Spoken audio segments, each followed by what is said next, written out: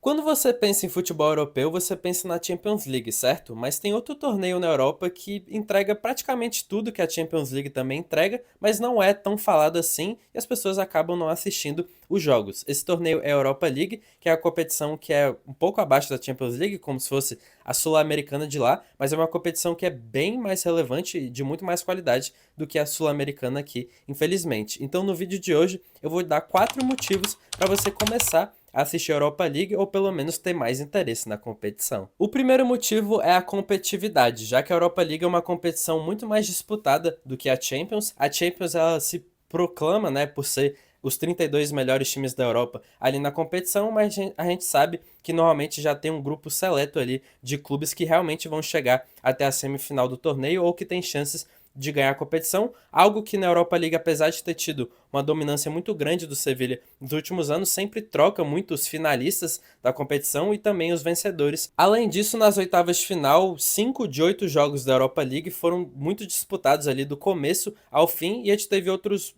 jogos que, apesar de no agregado terem ficado muito distantes os placares, pelo menos nos jogos da ida, foram jogos muito disputados e que deixaram os caminhos abertos para as equipes, algo que na Champions League só tivemos 3 jogos disputados mesmo dos 8, e outros jogos já foram decididos logo no primeiro jogo, né, como o Bayern de Munique e Leverkusen, Aston Villa e Bruges e também o PSV e Arsenal. O segundo motivo é a atmosfera, já que na Europa League a gente tem torcidas muito mais apaixonadas, muito mais fanáticas do que os times que estão na Champions League. Claro, na Champions League também tem times com torcidas fanáticas, mas na Europa League é o dobro, né? Você tem a maioria dos times com torcidas muito fervorosas, o que acaba lembrando muitas vezes um clima de Libertadores. Então, nesse mata-mata, a gente já teve torcidas como Roma, Lazio, Olympiacos, Fenerbahçe, Rangers e assim por diante, equipes que são Frankfurt também, equipes que são conhecidas por ser muito fervorosas, né, as suas torcidas. Isso cria um ambiente muito legal para o jogo ali, dá um a mais, né, para a partida, como dito, lembrando uma Libertadores. O terceiro motivo são os times tradicionais, já que em toda edição de Europa League a gente tem pelo menos 2 grandes times do futebol europeu disputando a competição. Na temporada passada tivemos Liverpool e Milan, e nessa temporada a gente tem o Tottenham e o Manchester United, que estão fazendo uma péssima temporada na Premier League, atualmente em 13º e 14º as equipes estão, e que enxergam na Europa League essa chance de salvar a temporada e de conseguir uma vaga na Champions League, já que pelo Campeonato Nacional eles não vão conseguir, e também amenizar um pouco a situação das equipes, principalmente o Tottenham, que não ganha o título há muito tempo e que mais uma vez está em crise, e também o Manchester United, que enfrenta uma situação muito conturbada ali nos bastidores do clube, na verdade, em todos os setores. E mesmo tendo esses times tradicionais sempre na Europa League, normalmente são equipes que não chegam na final do torneio, né? Por exemplo, o Liverpool e o Milan não chegaram na temporada passada, o Barcelona, quando disputou há 2 edições atrás, não chegou na final, então não é necessariamente esses grandes times chegam na final, o que volta no primeiro ponto um pouco da imprevisibilidade da Europa League, não necessariamente porque você é o time que tem mais dinheiro ou que tem um elenco melhor, você vai chegar na final da competição. E o quarto motivo são os times subestimados da Europa. São aqueles times que estão jogando muito bem durante essa temporada, mas por não estarem disputando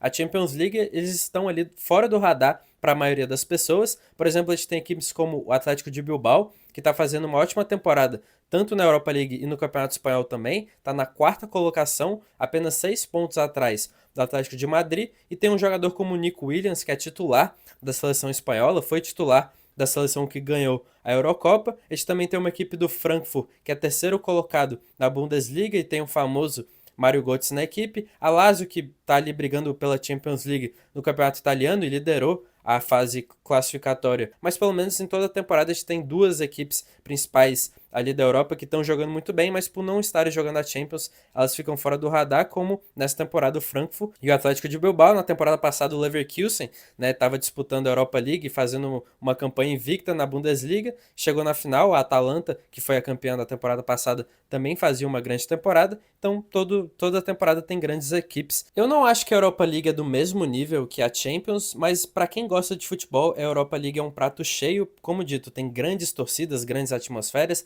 grandes jogadores, grandes equipes e também várias histórias importantes, né, e muito legais de ser contadas, principalmente de equipes médias ali que são muito tradicionais da Europa, podendo conquistar um título que às vezes não conquistam há muito tempo, algo que na Champions League é muito mais difícil de acontecer, principalmente nos últimos anos. A gente vê os mesmos times chegando na final e ganhando, por exemplo, Real Madrid, né, Bayern de Munique, sempre são as mesmas equipes ali chegando. Quando você tem um Borussia Dortmund que chega na final, ou um Ajax que faz uma grande campanha, são equipes que não conseguem ser vitoriosas. Então na Europa League você tem histórias, né, de equipes se superando, né, e quebrando grandes jejuns também. Nessas quartas de final da Europa League temos grandes confrontos e é certeza que vai pegar fogo, e a gente tem grandes narrativas para essa temporada. A gente tem a própria equipe do Atlético de Bilbao podendo jogar a final em casa e ser campeão. Seria o primeiro título europeu da história do clube, um clube muito tradicional do futebol espanhol. A gente tem a Lazio, que no começo da temporada trocou de treinador, né, e contratou jogadores muito jovens, fez uma reformulação,